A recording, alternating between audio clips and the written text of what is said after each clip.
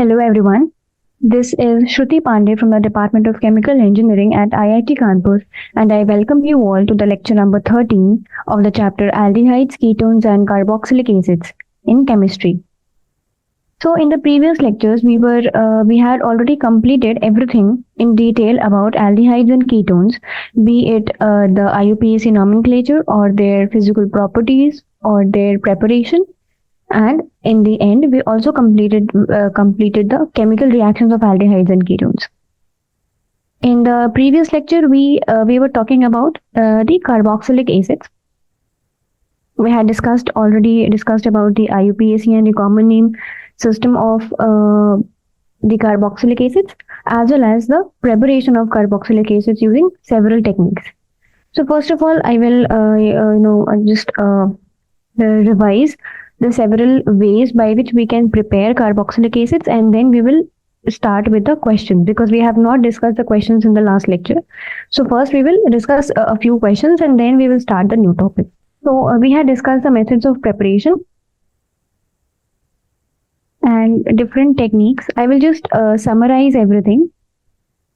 I am not doing the techniques in detail. Methods of preparation of carboxylic acid. So first one was using the primary alcohols. So basically we have discussed we have discussed the preparation of carboxylic acid using all of the other organic compounds. ठीक है, तो organic compounds में आप लोगों ने जो जो पढ़ा है वो क्या है कि नॉर्मल हाइड्रोकार्बन्स होते हैं, then after that you have alcohols, aldehydes, ketones and the derivatives of carboxylic acid, cyanides, nitriles. ठीक है, तो इन सभी से इवन हेलाइड्स, एल्काइल हेलाइड्स, ठीक है, they are also very important. So इन सभी से आप कार्बोक्सिलिक एसिड बना सकते हैं और कैसे बना सकते हैं. ठीक है, this is primary alcohols and aldehydes. यहाँ पे जो फोकस आपको रखना है वो प्राइमरी पे रखना है, बिकॉज वी डिस्कस की सेकेंडरी अल्कोहल्स को जब आप ऑक्सीडाइज करवाते हो तो पहले वो कीटोन बनाते हैं, एंड आफ्टर दैट ऑक्सीडेशन जो कीटोन्स होते हैं they are not directly converted to carboxylic acids. ठीक है, they involve the ketones on oxidation involve the carbon carbon cleavage and then there's a formation of carboxylic acid. So that is why, because of this cleavage thing, bond breakage thing, we have a mixture of carboxylic acids which is not very useful. इसी वजह से हम लोग जो बात कर रहे हैं जनरली जो यूज होता है मैन्युफैक्चरिंग के लिए वो जनरली प्राइमरी अल्कोहल्स ही होते हैं एंड एल्डिहाइड्स. ठीक है, तो अल्कोहल्स एंड एल्डिहाइड्स को हम लोग ऑक्सीडाइज करते हैं, तो देन वी गेट का कार्बोक्सिलिक एसिड.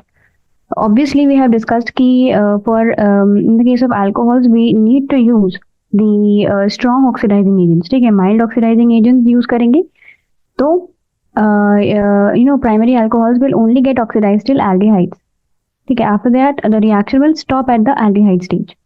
ठीक है, that because we want carboxylic acid, that is why we need to use the strong oxidizing agents, and some of the examples are, I will write the reagents over here. ठीक है, ठीक है, तो यहाँ पे क्या हो रहा है एल्डिहाइड्स में, the process I am writing over here and then I will write down the reagents which are used. ठीक है, तो जनरली हमारे स्ट्रॉन्ग ऑक्सीडाइजिंग एजेंट्स क्या क्या होते हैं. You can use KMnO4 in any media, और you can use acidic K2Cr2O7, और यू कैन यूज CrO3. ठीक है, CrO3 that too in acidic. So these are the common strong oxidizing agents which are used for the preparation of carboxylic acids from alcohols and aldehydes. ठीक है, now the second group of organic compounds that we come is hydrocarbons. ठीक है, तो hydrocarbon में basically हम लोग aliphatic के बारे में बात नहीं करेंगे, we are basically talking about the aromatic carboxylic acid. ठीक है, क्योंकि डायरेक्टली ऑक्सीडाइज करके हम इनको using the oxidation of alkyl benzenes we can get the aromatic carboxylic acid. इनका भी ऑक्सीडेशन हो रहा है, this is the process. And यहाँ पे जो हमारा है वो है अल्कलाइन KMnO4 विद KOH. ठीक है, और you can also use chromic acid. ठीक है, तो हमने डिस्कस किया था कि जो primary and secondary alkyl groups होते हैं they are oxidise this way. तो जो भी अगर हमारा कोई बड़ा सा ग्रुप भी लगा हुआ है बेंजीन रिंग में, तो हमारा जो प्रोडक्ट बनेगा that will be benzoic acid. Or tertiary alkyl groups are not affected using this technique. Third type of organic compounds were nitriles and amides. Nitriles is CN group को nitrile बोलते हैं, जो cyanides होते हैं, ठीक है। और अमाइड्स आर CONH2,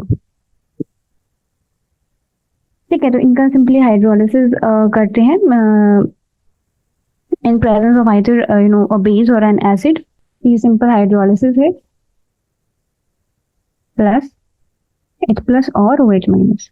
H+ मतलब acidic condition media, acidic media, और OH- मतलब बेसिक मीडिया, ठीक है। सो डायरेक्टली आप अमाइड का जब when you get nitrile, the nitriles on hydrolysis give amide, and amide on further hydrolysis they will give carboxylic acid,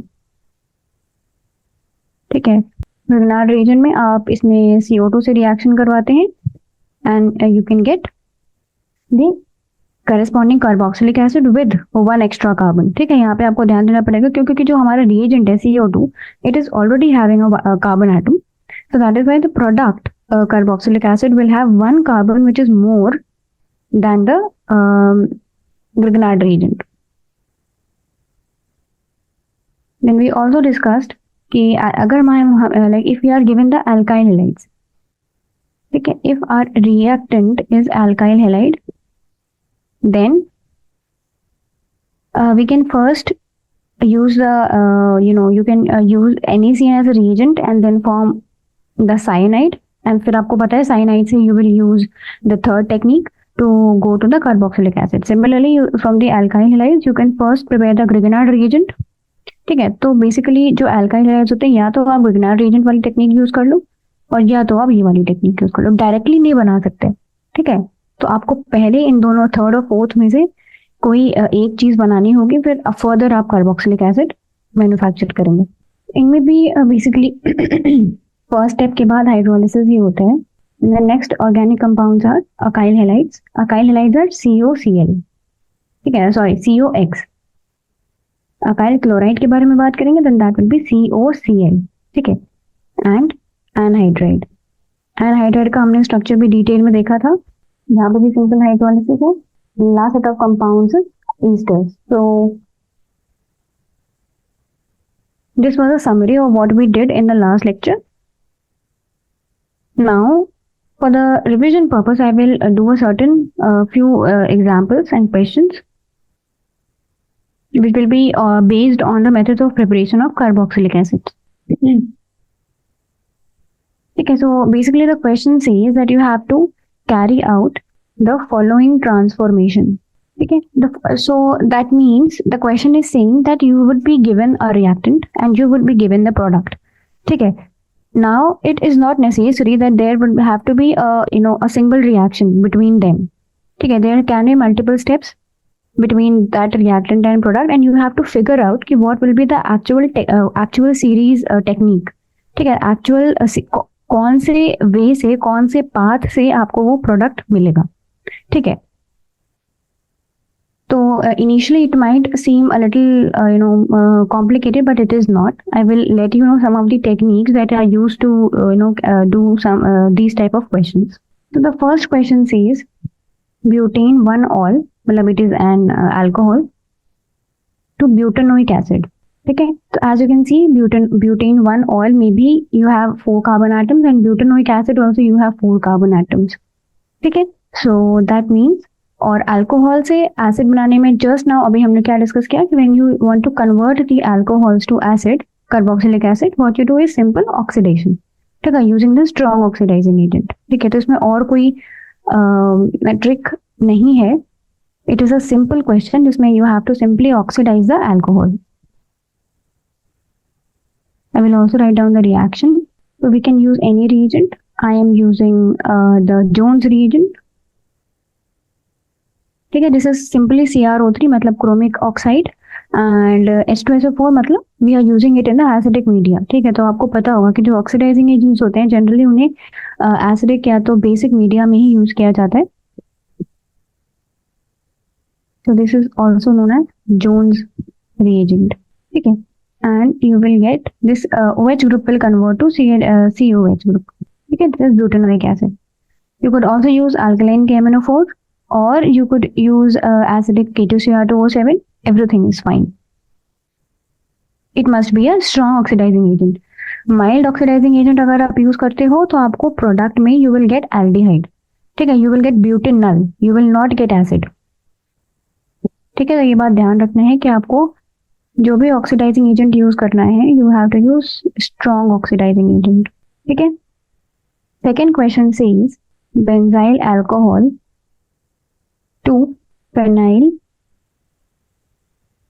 ethanoic acid. Now, benzyl alcohol is this simple CH2OH.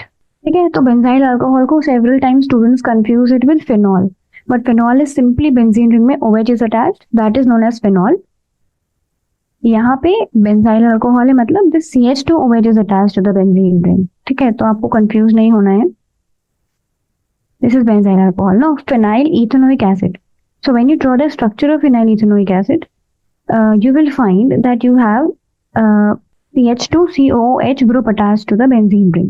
That means कि there is one extra carbon in the product. जो हमारा product है phenyl ethanoic acid, it has one more carbon as compared to हमारा जो reactant है that is benzyl alcohol. ठीक है, तो बेसिकली अगर हमें डायरेक्टली COH बनाना होता, मतलब अगर हमें बेंजोइक एसिड बनाना होता तो हम we would simply use the strong oxidising agent and get the benzoic acid, but we want one extra carbon, ठीक है। So we had also discussed this thing, this trick question in the last lecture, that whenever we want to introduce an extra carbon in the product, ठीक है, जब एक carbon हमें introduce करना है तो या तो हमें नाइट्राइल्स के पाथवे से होके निकलना है और either using Grignard reagent, मतलब that uses CO2, right? तो वहां से either using nitriles or using Grignard reagent, we can introduce one extra carbon, ठीक है। तो I will write down the reactions for both the techniques. So obviously we discussed कि nitriles और Grignard reagent they are useful only when they can be formed only using the halides, ठीक है। Alcohol से हम directly nitriles ऐसे नहीं बना सकते। So that is why we first need to manufacture या prepare alkyl halide, जो भी मतलब इस अल्कोहल से जो भी हैलाइड बनेगा वो बनाएंगे, and after that we will move on to the nitrile portion. तो हमेशा रखना कि जब भी हमें एक्स्ट्रा कार्बन इंट्रोड्यूस करना है वी फर्स्ट नीड हैलाइड, ठीक है। अगर आपको हैलाइड ऑलरेडी गिवन है तो आप डायरेक्टली वहां से शुरू करिए, and if some other kind of organic compound is given, so first you need to convert that into halide. तो हम यहाँ पे क्या करेंगे, first we want the halide, ठीक है। तो यहाँ पे सिंपल सब्स्टिट्यूशन रिएक्शन होगा क्योंकि हम लोग HBr से रिएक्शन करवा रहे हैं, तो CH2OH यहाँ OH की जगह पे Br विल गेट सब्स्टिट्यूटेड और ये हमारा बेंजीन रिंग, ठीक है। Now we have got alkyl halide. Now what we will do, we will react this with KCN और you can use NaCN also. तो यहाँ पे हो जाएगा CH2CN, दिस इज नाइट्राइल, ठीक है, इसको बोलते हैं बेंजाइल साइनाइड, ठीक है, benzyl cyanide, CN group is called as cyanide, and what we do is we simply do the hydrolysis, H2O water मतलब हाइड्रोलिसिस, एंड H प्लस मतलब एसिडिक मीडिया, ठीक है। तो you know this cyanide group it forms CONH2 on acidic hydrolysis, ठीक है। ये आपको ध्यान रखना है कि दिस साइनाइड ग्रुप को जब हम हाइड्रोलिसिस करवाते हैं तो we first form the amide group, and on further hydrolysis we get the acid directly, ठीक है। तो जो CONH2 वाला ग्रुप है that will convert to the carboxylic acid COOH, बाकी का जो भी आपका कंपाउंड है दैट विल रिमेन सेम। तो this last one is a phenyl ethanoic acid, ठीक है। तो जो भी हमें प्रोडक्ट डिजायर था that was phenyl ethanoic acid. So this is a way of the introduction of one extra carbon.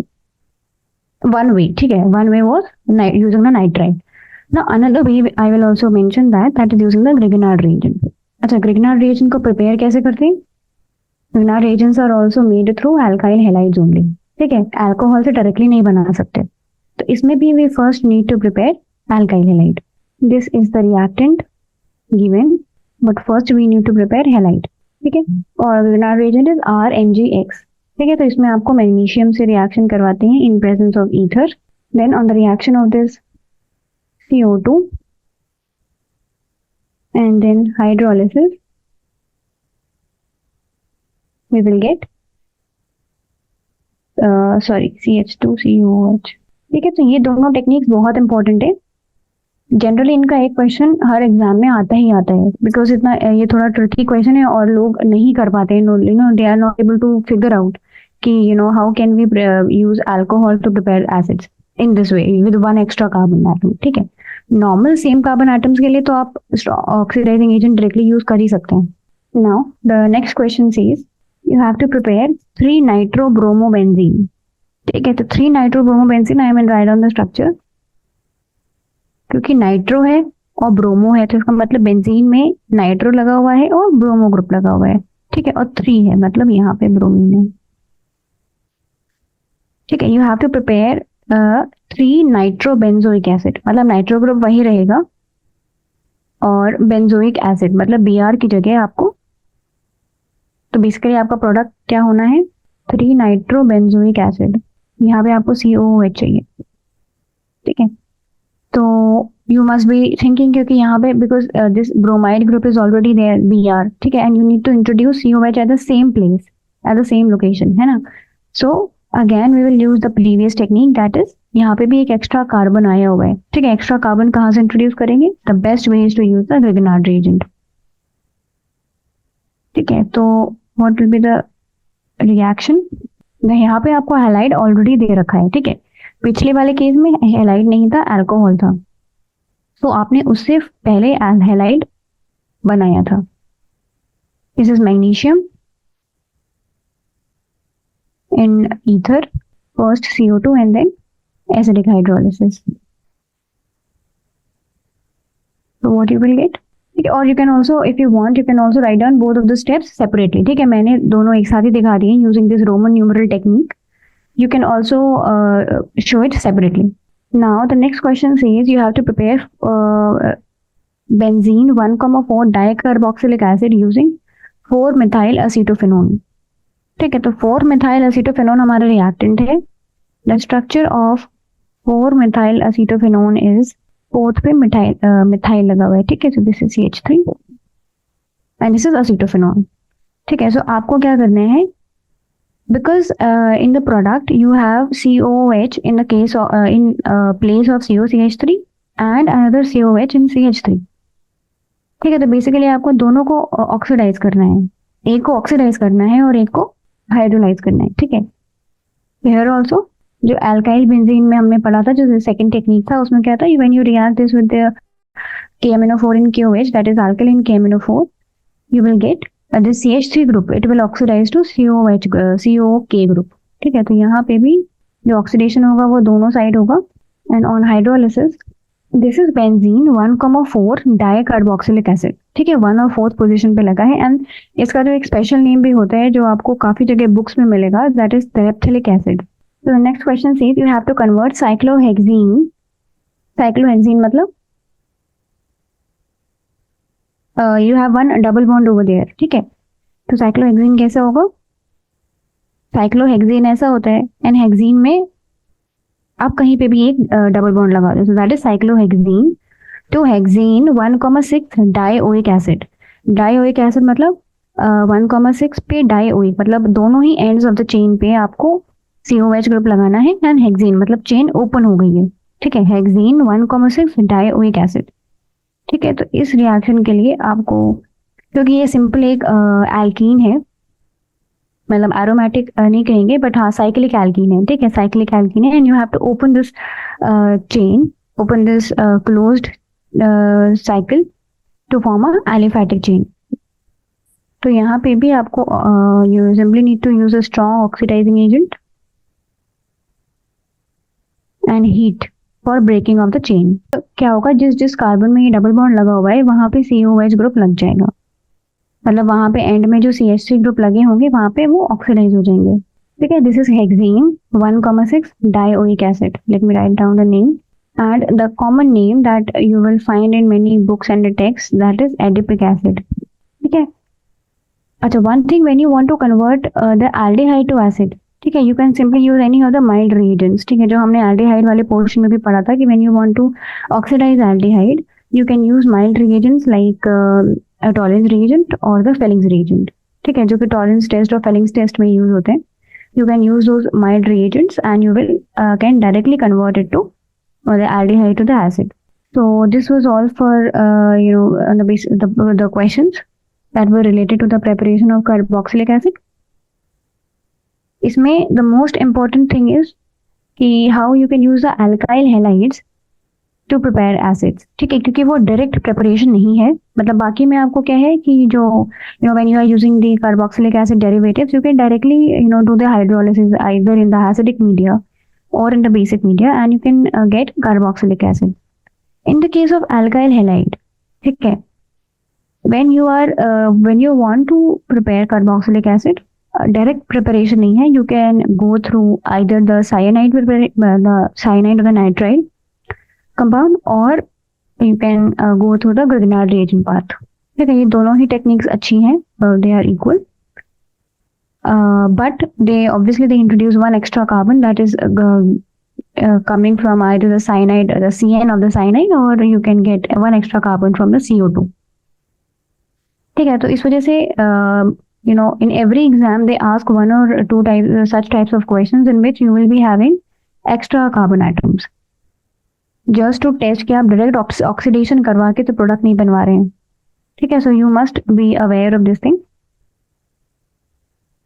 Now we move on to the physical properties of the carboxylic acids. ठीक है, तो basically in the physical properties we will discuss three things. The first one is the state. Second one is the boiling point. Okay, these three are the important properties that you should be aware of. Okay, boiling point and then you have solubility. Okay, so these are the three things we are going to discuss in physical properties. Now talking about the state.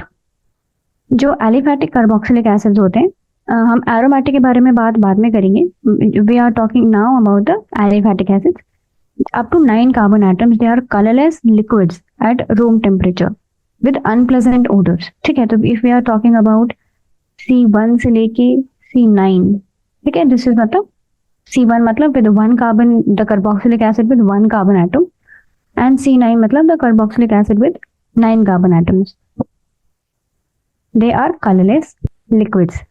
ठीक है, तो state क्या होती है, इनकी liquids होती है but वो कलरलेस और एंड अनप्लेजेंट ओडर. ठीक है, तो basically you got to know about the state, मतलब जो फेज है, the color and the odor.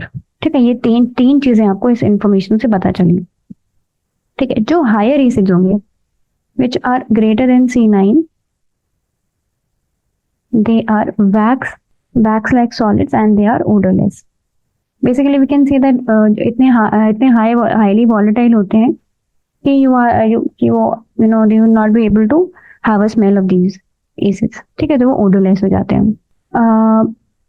Now like you can infer something from this. When you have larger number of carbon atoms, the forces of attraction होते हैं, van der Waals forces of attraction are very high in the case of large compounds. ठीक है, तो जब higher number of carbon atoms होंगे तो van der Waals forces are high and because of those forces जो state हो जाती है वो चेंज हो जाती है. ठीक है, जब फोर्सेस ज्यादा होंगे तो जो कंपाउंड होगा that would seem either like a solid, और जब फोर्सेस उतने ज्यादा नहीं होते like in the case of C1 to C9, तो वो स्टेट जो रहती है वो लिक्विड रहती है. Talking about the boiling point, carboxylic acids they have higher boiling points than the alcohols, aldehydes and the ketones of the comparable molecular mass. ठीक है, तो जैसे in all of the chapters I have stressed on this thing that हमें जब भी comparison करना है, ठीक है, किसी भी दो टाइप के ऑर्गेनिक कंपाउंड्स में if we are doing a comparison, we should always see कि we are only comparing the compounds which are having a comparable molecular mass. मतलब लगभग इक्वल तो नहीं होगा obviously, but they will be having the comparable, almost थोड़ा बहुत इधर उधर, लेकिन ऑलमोस्ट सेम होना चाहिए मॉलिक्यूलर मास, सिमिलर होना चाहिए. ठीक है, क्योंकि क्या होता है कि when number of carbon atoms are more, मैंने मॉलिक्यूलर मास अगर ज्यादा डिफरेंस है, दैट मीन्स कि वहां पे van der Waals forces of attraction का भी रोल आ जाता है. ठीक है, जब नंबर ऑफ कार्बन एटम्स बढ़ेंगे तो ऑब्वियस ही बात है बॉइलिंग पॉइंट बढ़ेगा. ठीक है, you will need more energy to boil that compound. ठीक है, तो इस वजह से हम जब भी कंपेयर करते हैं हम सिमिलर मॉलिक्यूलर मास के एटम्स में ही कंपेयर करते हैं, ठीक है। तो द पॉइंट हियर इज कि carboxylic acids have higher boiling point. I am writing BP because I have already written down the heading, ठीक है. Higher boiling point than alcohols, phenols, aldehydes, ketones.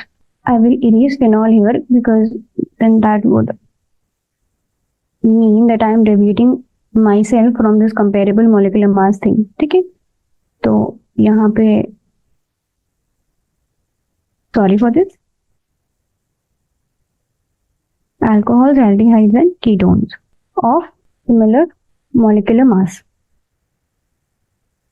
ठीक है. And what is the reason behind this?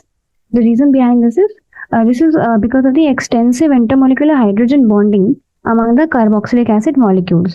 ठीक है. So like when we talk about the carboxylic acids, even in the vapor phase they will exist as a dimer, क्योंकि उनके बीच का जो hydrogen bonding होता है, intermolecular hydrogen bonding, that is so strong कि वो वेपर फेज में भी वो मॉलिक्यूल्स इंडिविजुअली अलग नहीं हो पाते हैं. ठीक है. तो जनरली आप जब इसको वेपर फेज में when you observe them, so they will form a dimer. Dimer मतलब दो मॉलिक्यूल जो है वो आपस में अटैच्ड है थ्रू हाइड्रोजन बॉन्डिंग ऑब्वियसली. ठीक है. तो जो रीजन है, I am also writing that is extensive hydrogen bonding and we are talking about intermolecular, मतलब दो मॉलिक्यूल्स के बीच में. ठीक है. I have already discuss the difference between the intermolecular and the intramolecular hydrogen bonding so many times. ठीक है. तो बॉइलिंग पॉइंट के केस में, क्योंकि वी आर सीइंग कि जो कितने टेम्परेचर पे या फिर कितना एनर्जी देने पे जो सब्सटेंस है हमारा वो वेपर फॉर्म में बन रहा है, ठीक है, वो देखना है. सो दैट इज व्हाई हमें दो मॉलिक्यूल्स के बीच का हाइड्रोजन बॉन्डिंग देखना होता है. Talking about the solubility thing, lower aliphatic carboxylic acids, they are miscible in water. And so let me write on the facts which you should be aware of and you should, reason आपको हमेशा, मतलब हर चीज याद नहीं करनी है. You don't have to रटोफाई everything कि हाँ ये फैक्ट है कि ऐसा ऐसा होता है. ठीक है. उसके पीछे का रीजन आपको समझना चाहिए because there are so many organic compounds. हर चैप्टर में आपको ऐसे फैक्ट्स मिलेंगे related to the physical properties.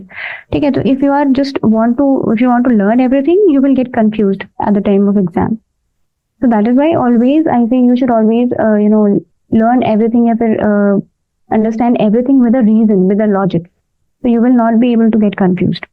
जो lower aliphatic acids होते हैं, carboxylic acids, they are miscible in water. ठीक है. And why they are miscible? Because of the formation of hydrogen bonds with water. क्योंकि हम लोग वाटर के साथ सॉल्युबिलिटी के बारे में बात कर रहे हैं, तो हम जो हाइड्रोजन बॉन्डिंग के बारे में बात कर रहे हैं, that is between one molecule of carboxylic acid and one molecule of water. ठीक है. मतलब मल्टीपल मॉलिक्यूल्स भी हो सकते हैं, मतलब multiple hydrogen bonding in a single molecule, but basically we are not referring to intermolecular hydrogen bonding. ठीक है. तो because of the formation of hydrogen bonding, they are miscible in water due to the formation of hydrogen bonds with water. Now ये तो हो गया lower aliphatic acids के लिए. Now the solubility, you will when you see the trend, so the solubility decreases with the increase in the number of carbon atoms, and this is certainly because of the hydrophobic nature of the carbon chain. मतलब what am I trying to say is कि जो solubility होती है that decreases when you increase the number of carbon atoms. मतलब जब chain बढ़ती है, in the case of carboxylic acid, solubility decreases with increase in carbon atoms. ठीक है. And this is because of the hydrophobic nature of the carbon chain. मतलब जो carbon chain, जो हमारी alkyl chain होती है, that is without I am just talking about the hydrocarbon chain. तो जो hydrocarbon chain होती है, that is hydrophobic in nature. Hydrophobic मतलब that is there is a kind of repulsion with the water molecules. जब वो hydrocarbon chain when it is in contact with the water molecules, there is a kind of repulsion. ठीक है. तो हम उसे बोलते हैं कि हाइड्रोफोबिक नेचर है, क्योंकि वो हाइड्रो मतलब वाटर एंड फोबिक मतलब देयर इज अ फियर. ठीक है. सो कहते हैं कि पानी से डरता है हाइड्रोकार्बन पार्ट. ठीक है. जो हमारा एल्काइल वाला चेन होता है कार्बन का, that.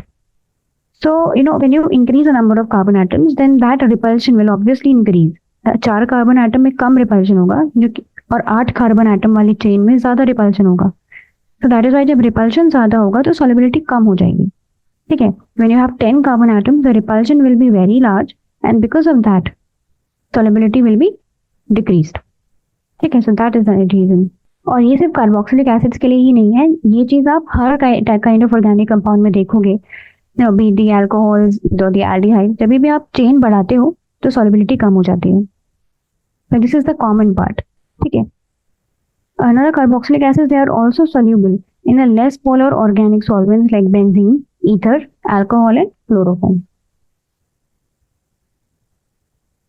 This was all about the physical properties. We discussed about the state, the boiling point and solubility. These are very important.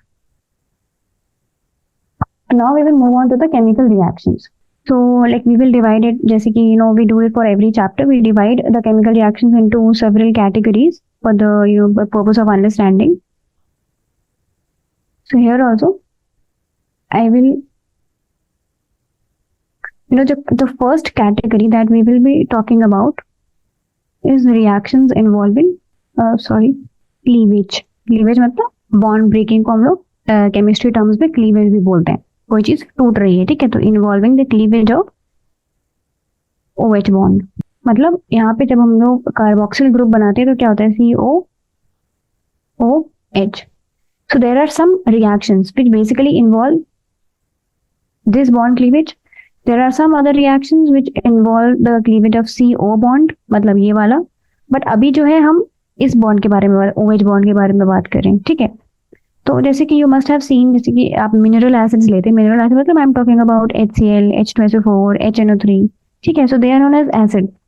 And why are they known acids? Because जो acidic property क्या होती है, जो definition होती है acid की, the compound that is able to evolve और remove the hydrogen the proton, ठीक है, जो that is able to donate the proton, that is known as acid, ठीक है। तो वैसे ही कार्बोक्सिलिक एसिड के पास भी ये कैपेबिलिटी होती है कि they can easily donate the proton, और that is only that can be possible because of this OH bond cleavage, ठीक है। जब ये वाला बॉन्ड टूटेगा तभी तो ये H निकल जाएगा, ठीक है। तो it will get removed as a proton, ठीक है।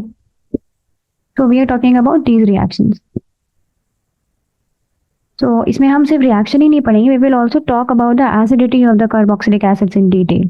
जो एसिड्स की अलग अलग टाइप के एसिड की जो एसिडिटी होती है वो कैसे निकाली जाती है, हाउ कैन वी कन्फर कि any acid is a strong acid और it is a weak acid, ठीक है। तो everything we will do it in detail. First of all I am starting with the reaction, ठीक है। तो reaction, तो इसमें जो रिएक्शंस आते हैं they are basically with the metals and alkene, ठीक है। So first thing is carboxylic acids, they evolve hydrogen, जो कि अभी मैंने बताया कि that is why they are known as acids, ठीक है, because of this property of donating a proton. They can donate a proton with the जब वो प्रोटॉन डोनेट करते हैं, ठीक है, तो when you get two molecules that proton can form hydrogen also. So carboxylic acids they evolve hydrogen, यहाँ पे हम प्रोटॉन नहीं हाइड्रोजन गैस के बारे में बात करें, ठीक है। They evolve hydrogen gas with the electropositive metals and form salts with the alkalies, ठीक है। तो मेटल्स के साथ में क्या होगा, they can evolve hydrogen minus hydrogen, ठीक है, और अल्कली के साथ में वो लोग सॉल्ट बना सकते हैं, ठीक है। तो I write down the reaction that would be easier. This is RCOH and I am taking two molecules. You will know why we are taking. When any acid will react with the metal, तो क्या होगा, because of this acid thing, ठीक है, क्योंकि ये जो hydrogen है that is acidic, मतलब ये हाइड्रोजन इजिली हट सकता है, रिमूव हो सकता है। So because of that we will get RCOO minus and Na plus and the proton will remove and दो मॉलिक्यूल्स के लिए you will get hydrogen gas, ठीक है। This is a gas, hydrogen gas. So this is how metals react with acids. Now talking about alkalis. When alkali, जैसे NaOH हो गया, KOH हो गया, these are all alkalis. When they react with the RCOH, they will also form RCOO minus and Na plus because of this acidic nature. And क्योंकि alkali है तो you will get water instead of hydrogen. ठीक है, because the alkali is itself having some or the oxygen atom, right? So that is why you will get water. Now, one more thing is that these acids they react with a weaker bases. आपने पढ़ा है ना कि acid plus base will give salt and water. ठीक है, यही तो आपने in the lower classes you must have studied this thing कि एसिड्स प्लस बेसिस वो दोनों आपस में न्यूट्रलाइज कर जाते हैं and they form a salt and water. Similar case यहाँ पे भी है. सेकेंड रिएक्शन में भी एक सॉल्ट बना है ये वाला और and water is also there. So when weaker bases are there such as carbonates and hydrogen carbonates, ठीक है, तो दे इवॉल्व CO2 क्योंकि उसमें कार्बोनेट है तो कार्बोनेट के साथ में CO2 भी निकलेगा. ये हमारा एक वीकर बेस है. Acid plus base will give salt plus water and because of this carbonate thing you will have CO2 also. ठीक है, so this test is also sometimes used to detect the carboxyl group in an organic compound.